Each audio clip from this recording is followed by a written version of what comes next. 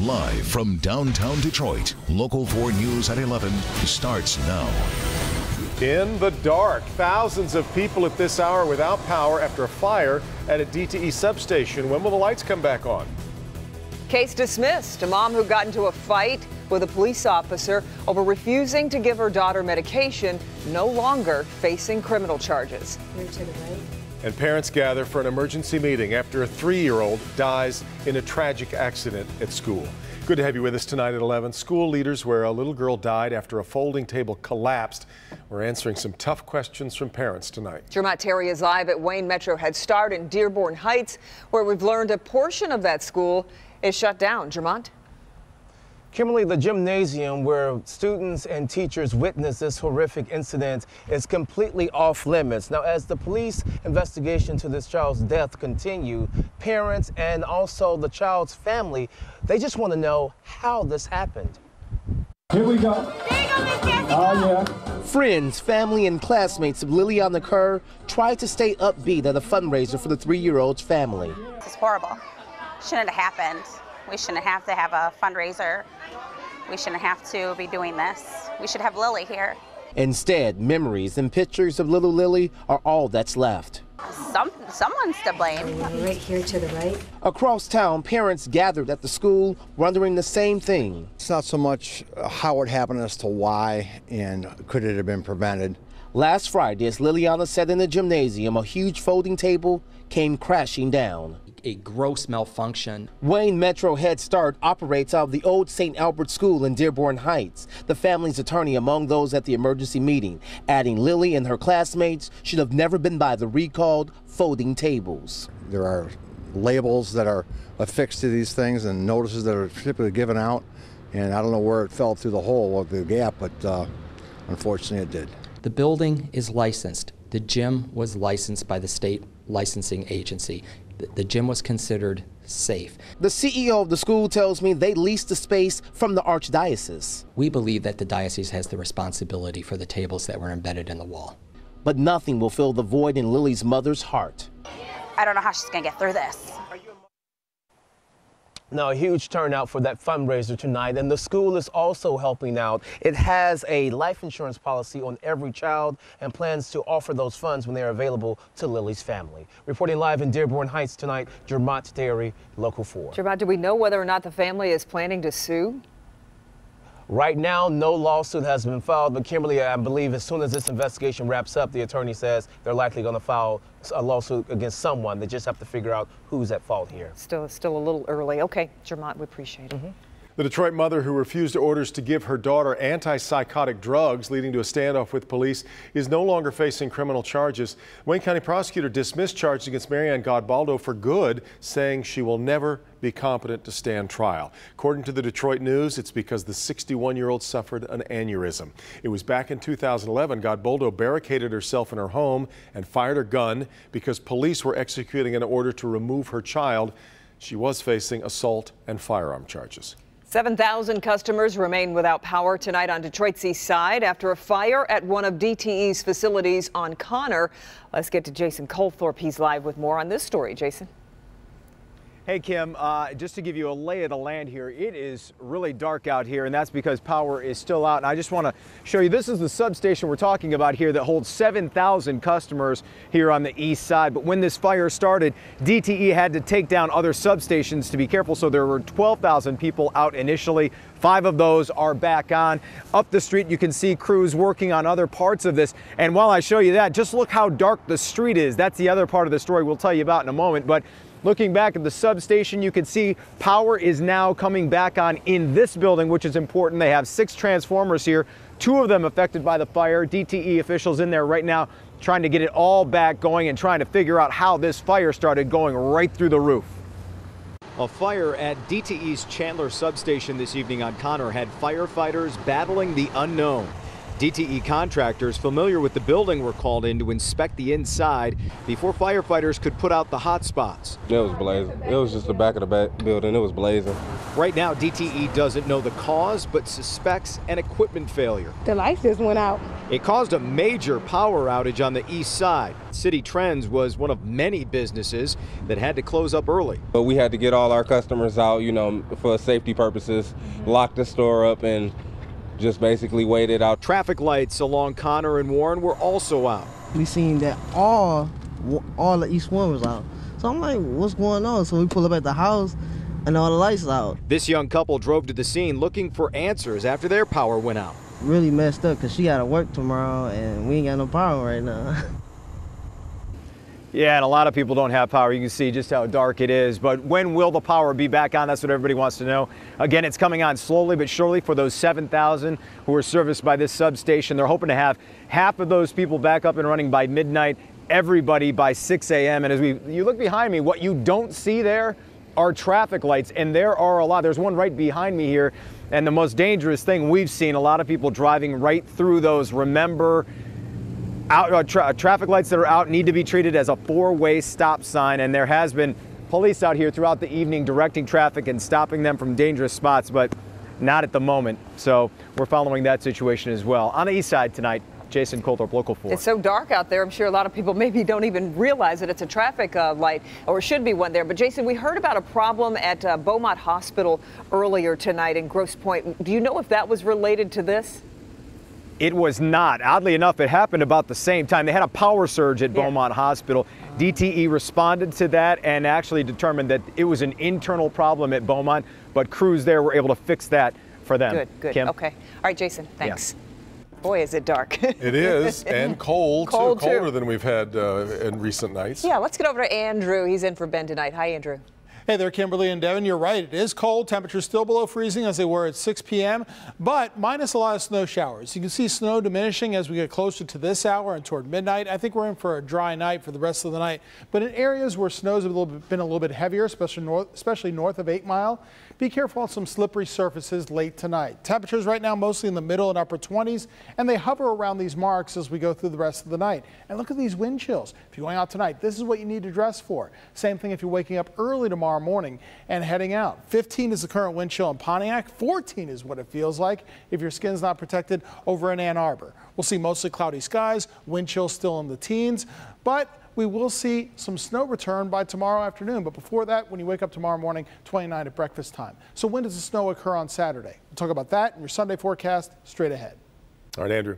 Police say it was a man who was very drunk and going very fast who caused a deadly crash in Bloomfield Township, and he remains in jail tonight. Gregory Belkin charged with second-degree murder, right now being held without bond. Tuesday night, he slammed his Maserati into a 53-year-old Rhonda Williams, her Subaru, killing her. Police say Belkin was super drunk at the time, about 3 times over the legal limit, going more than 100 miles an hour as well. Crash happened when he had dropped his phone, apparently, and reached down to pick it up. An arrest warrant has been issued for the mother of a Dearborn toddler who drowned in a pool. The mom failed to show up in court for her sentencing. Last June, 2-year-old Monica Johnson and her sibling wandered out of the house. She fell into a neighbor's pool and later died. Her parents, Amber and James Johnson, were sleeping at the time. James Johnson pleaded guilty to manslaughter and child abuse. His wife, Amber Johnson, was set to be sentenced for child abuse, but she was a no-show. Ms. Johnson was supposed to be sentenced today, consistent with the plea and sentence agreement in this case, but she has not appeared. It is now 12:03. She was to be here at 9 o'clock this morning. We reached out to Amber Johnson, and she didn't want to comment on why she skipped court. Her husband will be sentenced later this month. Live look now in Fraser, where they're hoping a collapsed sewer line doesn't get more complicated from problems with Mother Nature this weekend. Sediment is blocking the line. It's slowing down the flow of sewage.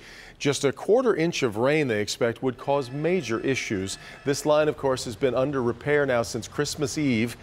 Right now, 11 communities are being asked to limit their water usage to prevent the sewage backup into basements and avoid draining it into the Clinton River. We really need the weather to be on our side for the next 3 to 4 weeks so that we can get the long-term bypass pumps in place to avoid any biohazard contamination into people's homes or businesses. Crews have a half-dozen pumping stations and disinfectants in place in case there is an overflow. The water restrictions could last another month while this temporary bypass pipe is being completed. Another march took to the streets of Washington, D.C. today as thousands turned out for the annual March for Life, rallying against abortion. Excited by Republicans gaining control of both Congress and the White House, activists were feeling confident about President Trump's position on abortion and his position on defunding Planned Parenthood. And they were able to see history thanks to our new vice president. We've seen his commitment to the life cause in his first week of office in a way that we've never seen in another president. Life is winning again in America.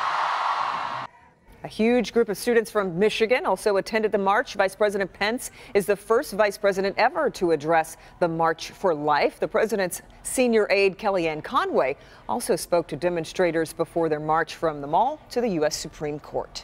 This evening, President Trump stirred more controversy as he signed an executive order that will stop refugees from entering the country for 120 days. It also bans Syrian refugees until further notice. In addition, the order calls for, as it puts it, extreme vetting of those seeking to enter the U.S. from countries associated with terrorism. The president says the intent of the order is to keep radical Islamic terrorists out of the country. General Motors is moving 600 jobs from Canada to Mexico. The automaker is shifting production of the GMC Terrain from Ontario to a plant in Mexico to save on labor costs. The Canadian plant will continue to produce the sister vehicle, the Chevy Equinox. Canadian auto workers say the move is all about greed. GM says the move has been in the works for years. General Motors recently announced it plans to invest $1 billion in U.S. plants.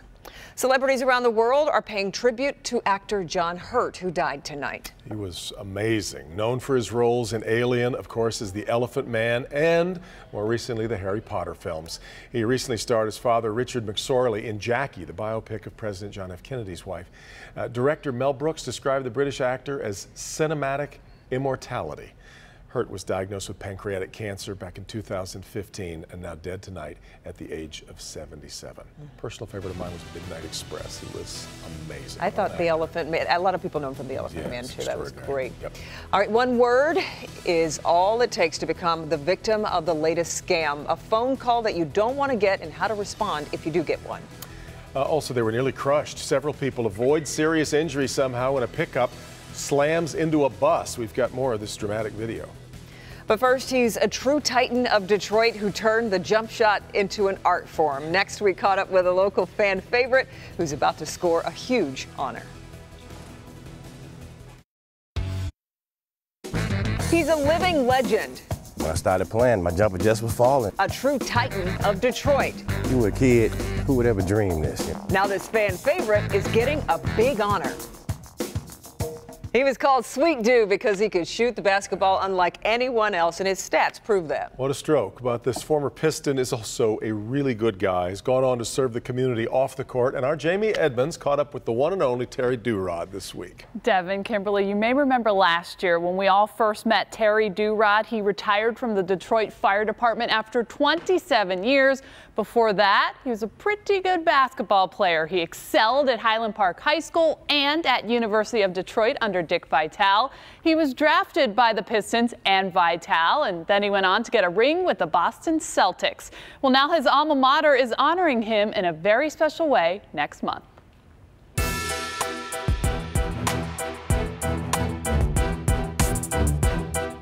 Even at age 60, you can tell Terry Durod still has it. Sweet Dew, as he was known to his teammates, had 1,690 points as a Titan. That was in the late 70s, before the three-pointer. Took a lot of jump shots, 1,000 jump shots a day. And when I started playing, my jumper just was falling, and everybody just started loving it. He set a Titan record in 1979 for 303 baskets. Dick Vitale called him one of the purest shooters he's ever coached. He echoed those sentiments today over the phone. He could flat out shoot the rock, man. He had great range, and he would have been unbelievable in today's day and age with the three-point line. Come February, Durod can reunite with Vitale and his teammates from the 1977 team that went on to the Sweet 16. The school is having a 40th reunion. That same day, they'll retire Durod's number 42. Well deserved, says Vitale. Happy for him having that great honor come his way. When you were a kid, who would ever dream this? You know, I just watched basketball players on TV. And then when I started playing, you would never think that you would have this moment.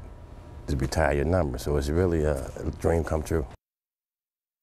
That's right. Now, Durod's jersey retirement, part of that larger event, the school honoring the 1977 team that went on to the Sweet 16. It's been 40 years. They're bringing everyone back, including Vital. And Coach told me he cannot wait to come back to U of D and congratulate Terry in person. Great. Pretty cool. And tell the story of you just saying when you were shooting the video of him shooting today. We had the gym for about an hour. I think he missed 2 shots total in that hour. Got it. And, you know, and I'm doing stand-ups and things like that, and he's just shooting in the back. He could put on a clinic. You know what's not fair? He would play in a pickup league with the fire department. That's just not fair. No, not at all. Yeah. Pretty good. Here's a look at what Karen Drew's working on for Sunday night at 11. It started as a cancer diagnosis, but it became so much more. You don't think about how breast cancer would affect, you having kids in the future. To beat the cancer could cost this young woman from becoming a mother.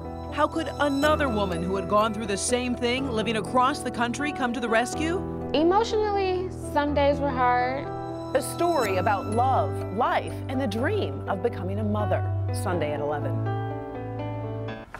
Andrew in for Ben tonight. You heard it earlier in Fraser. They're saying just a little bit of rain would be disastrous around the sinkhole right now. Fortunately, no big rainstorms, no big snowstorms. Even the snow this weekend, you're talking about a ½ inch to an inch. But unlike rain, much of it that falls, with it being so cold over the weekend, much of it, especially on grassy areas, of course, stays on the ground, doesn't run off into the Clinton River or those areas affected in Fraser. Overnight lows in your 4-zone weather, right about where they are now, mostly middle and upper 20s. 28 here in town. That's the current temperature. So the temperature is going to barely budge. Same thing south of Michigan Avenue in our south zone, anywhere from 26 to 28 degrees. You know what? Temperatures are pretty uniform. So same sort of deal in our western zone, west of 275. And in the north zone, north of Hall Road, same thing. Middle and upper 20s through the night, but winds. That tells the story of how cold it feels if you don't protect yourself.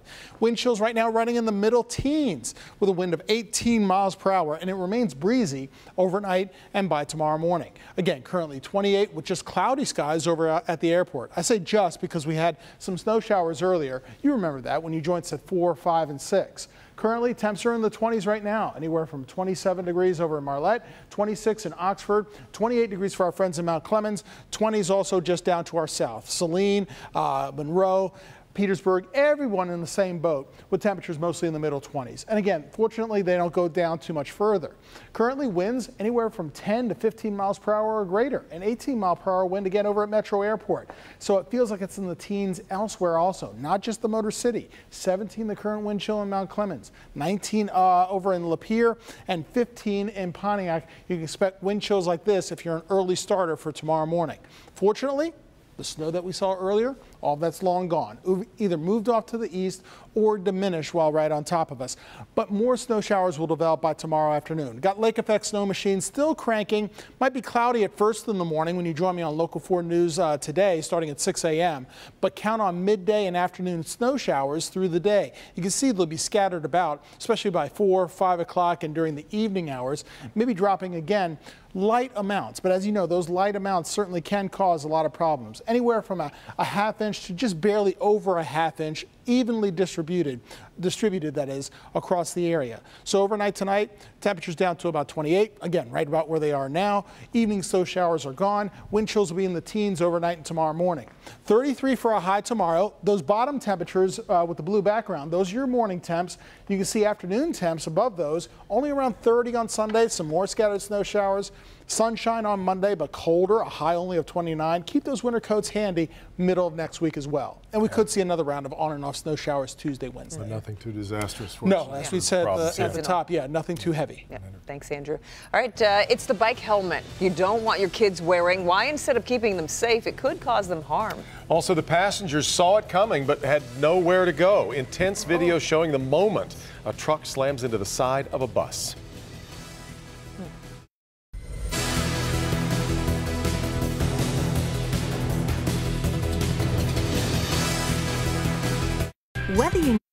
Here it is, the new dramatic video that shows the moment a pickup truck gets lodged in the side of a city bus in upstate New York. 82-year-old driver of the pickup lost control after swerving to avoid stopped traffic and ended up, as you see, slamming right into the side of the bus. The passengers could see it coming, see that it was about to happen, had nowhere to go. 6 of them suffered minor injuries. Fortunately, though, all the injuries just minor. The pickup driver was ticketed. Remarkable. Nobody was killed in that.